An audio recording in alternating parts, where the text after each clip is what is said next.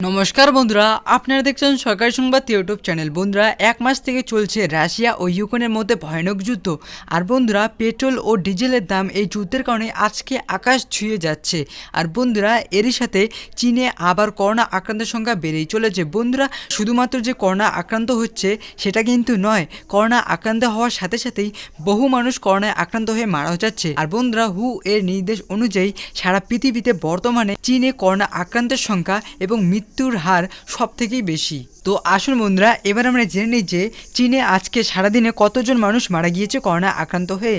তো বন্ধুরা, করোনা আক্রান্ত হয়ে আজকে চীনে মারা গিয়েছে 27,753 জন। আর বন্ধুরা, এতজন মানুষের মৃত্যুর পর চীনের প্রধানমন্ত্রী কি এবার চীনে লকডাউন আনতে চলেছে? বর্তমানে চীনে এই করোনার অবস্থার জন্য আমাদের প্রধানমন্ত্রী মোদিজি বর্তমানে খুবই চিন্তিত পড়ে গিয়েছেন।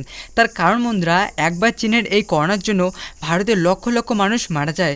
আর বন্ধুরা, শুধু তাই নয়, এই করোনার জন্য ভারতে কড়া লকডাউন ডাকতে বাধ্য হয় আমাদের মোদিজি। ফলে ভারত অর্থনৈতিক দিক থেকে অনেকটাই পিছিয়ে পড়ে। আর বন্ধুরা, আবার সেই করোনা আবার সেই চীন দেশ থেকেই আরো শক্তিশালী হয়ে আসছে, যার ফলে বিশেষজ্ঞদের রাতের ঘুম কেড়ে নিচ্ছে। বন্ধুরা, এতে আপনার কি মতামত যে চীনে এতজন মানুষ যে করোনায় আক্রান্ত হয়ে মারা যাচ্ছে?